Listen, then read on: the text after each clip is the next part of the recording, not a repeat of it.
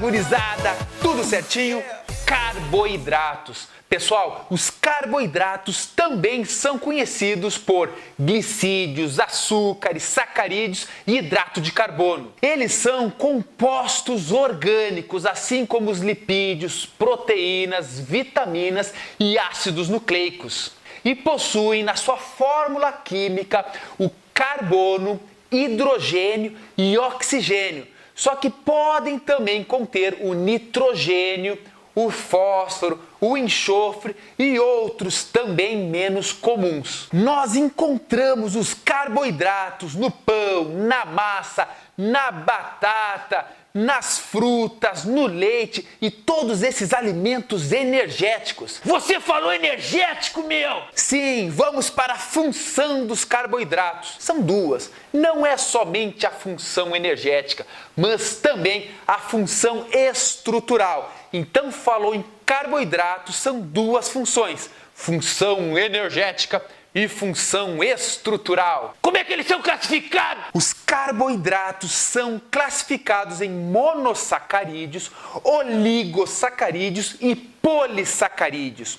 Os monossacarídeos são os açúcares simples, aqueles açúcares pequenininhos, a unidade fundamental, a unidade básica dos açúcares, dos carboidratos. Os oligosacarídeos são açúcares que possuem de 2 a 10 moléculas de monossacarídeos. E os polissacarídeos são aqueles açúcares gigantes, com às vezes centenas, milhares de monossacarídeos. Vamos falar de cada um deles. Monossacarídeos, que eu disse para ti, são os açúcares simples. E nestas moléculas de açúcar, só pode ter entre 3 e 7 átomos de carbono. E existe uma formulazinha geral dos monossacarídeos, que é CnH2nOn. Ora, eu disse para ti que tem de 3 a 7 átomos de carbono. Então o N só pode ter o valor de 3 a 7. Se for 3, vai ser C3H6O3 e é chamado de triose.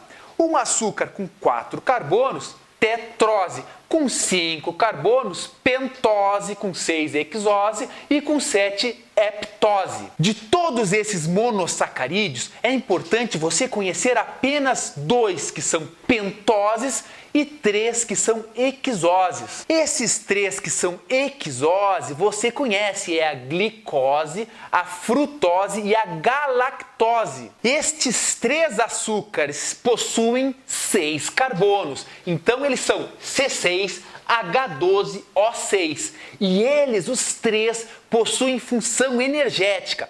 Lembra lá, respiração celular? Já tenho aula sobre respiração celular. Ela é feita, a principal fonte de energia para a nossa célula, que é liberada a partir da respiração celular, vem da glicose, ou seja, a glicose é a nossa principal e imediata fonte de energia. A frutose é encontrada em frutas e o nosso corpo converte a frutose em glicose para que entre na respiração celular. E a galactose a gente extrai do leite. Também o nosso corpo pega a galactose, transforma em glicose para entrar na nossa célula e produzir energia. A energia essa que chamamos de ATP. Outros açúcares monossacarídeos que têm uma importância no nosso organismo muito grande são pentoses chamadas de desoxirribose e ribose. Então eles têm a fórmula C5H10O5. E te lembras muito bem que a nossa ribose forma o RNA e a nossa desoxirribose forma o nosso DNA. Ou seja, eles têm função estrutural e não energética. Agora vamos falar dos oligosacarídeos, que é a união de 2 a 10 moléculas de açúcares simples. Quando ocorre a ligação entre 2 açúcares, chamamos de disacarídeos. E essa ligação é chamada de ligação glicosídica. E quando ocorre essa ligação, libera uma molécula de água, Importante você saber. Se são 2 açúcares ligados, é disacarídeo. Quando são 3, é trissacarídeos. Quando é 4, é tetrasacarídeos. E aí vai.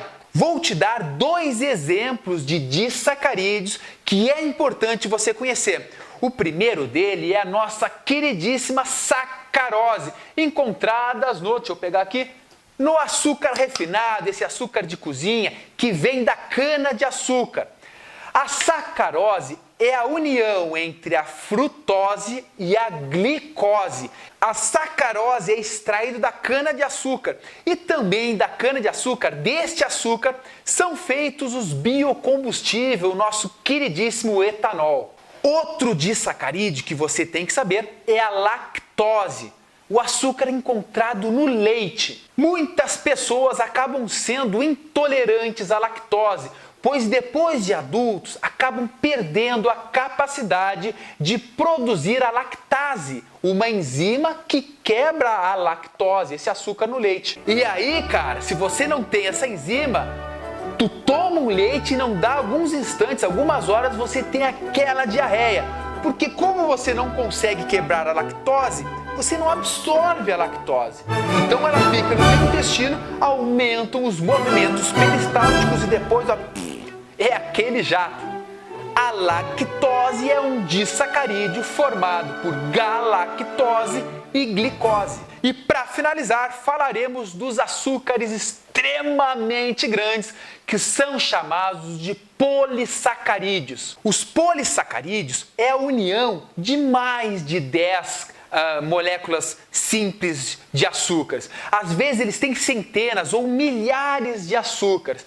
E vou te dar os principais exemplos, aqueles que você deve saber para arrebentar aí na sua prova. O primeiro deles é o glicogênio, que é a união de centenas de milhares de glicose. Ora, quando você ali se alimenta com muito açúcar, muito pão, muito carboidrato no geral, o teu sangue fica cheinho de glicose.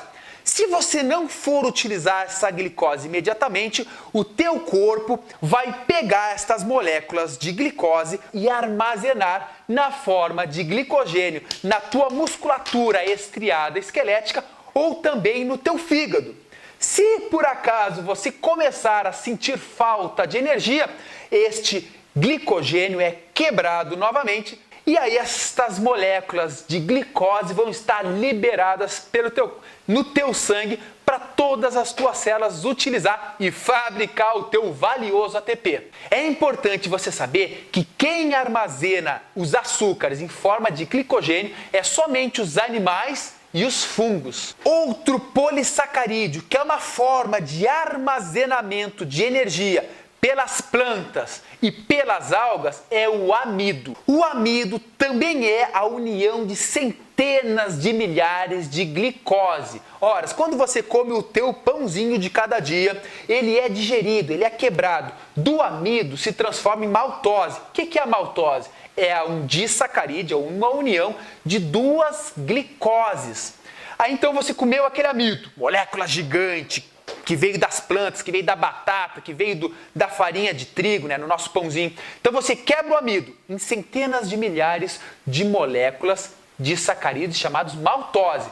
Aí você quebra mais uma vez a maltose em 2 glicoses.